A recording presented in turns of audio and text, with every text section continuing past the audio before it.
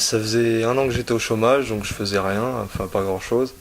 Et un jour, un rendez-vous NPE, il y a une conseillère qui m'en a parlé, donc je suis allé me renseigner auprès de l'étude des chantiers.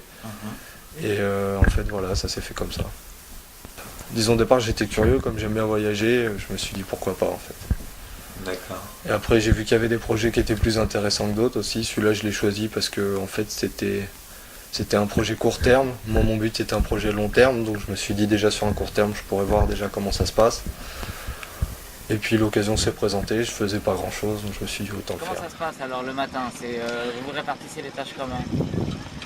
Alors il y en a 3 qui restent au camp pour tout ce qui est cuisine, pour nous préparer à manger. Ouais, ça tourne. Oui, et les 15 Chaque autres jour, c'est viennent différent. ici pour Ouais. travailler.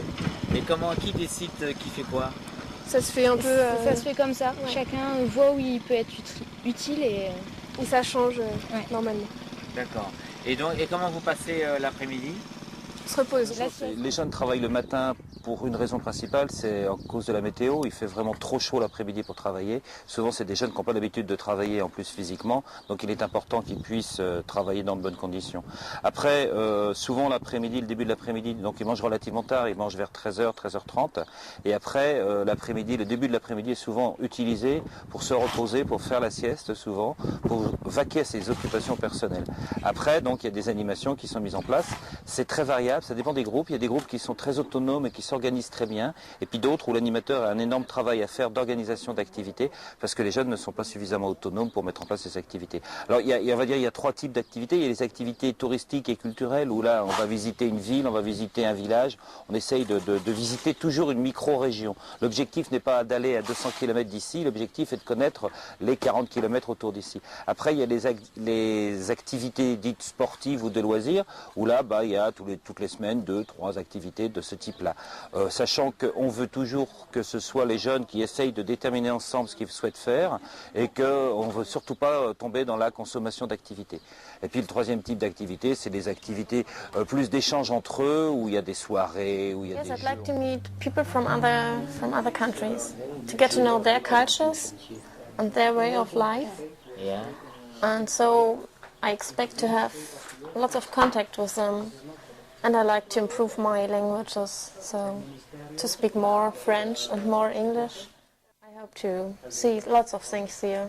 I don't know, but I hope it will be great. Je m'appelle Toufik et je fais ce genre de chantier depuis des années, quoi. Ma spécialité, c'est l'architecture. Donc j'ai un doctorat en architecture à l'Université de Strasbourg et je m'intéresse beaucoup à tout ce qui est travaux sur terrain. Donc tout ce qui est archéologie, tout ce qui est restauration, l'histoire. Et donc c'est pour ça, en fait, que je fais ce genre de chantier durant l'été. C'est pour plus être dans ce milieu-là parce que on apprend beaucoup de choses, on transmet un savoir-faire et aussi on apprend beaucoup de choses tout en vivant au sein d'un groupe, quoi, un groupe international. Le maire de Sept-Fonds. D'accord.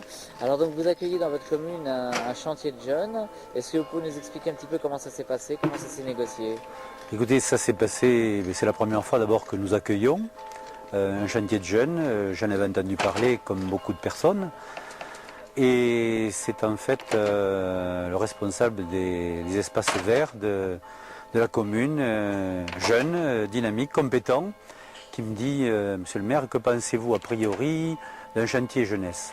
Je lui dis « Écoutez, donnez-moi les statuts, le nom de l'association, et puis après avoir rencontré les responsables, nous aviserons, et après discussion avec les responsables du secteur jeunesse et du groupe jeunes à Sept-Fonds, nous aviserons. Nous avons vu donc vraiment une volonté d'ouverture donc pour notre village. Le fait qu'il y ait des étrangers, c'est déjà donc une nouvelle culture qui vient imprégner notre village. Et c'est ensuite une façon d'intégrer aussi les jeunes de Sept-Fonds.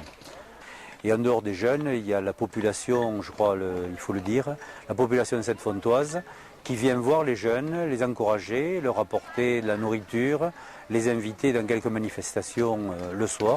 Donc c'est une forme, je dis, d'ouverture et d'intégration qui se fait. Il y a eu un pot d'accueil, il y a eu d'abord une réunion d'information de la population. On avait invité les associations, il y a eu à peu près 80 à 100 personnes. Des questions ont été posées, surtout la façon dont les jeunes de cette forme pouvaient être intégrés. On leur a dit, faisant partie de l'association des jeunes, il y a une couverture, responsabilité civile, donc à vous de venir. Je crois qu'il y a un clin d'œil, je crois qu'il y a une prise de vue à faire.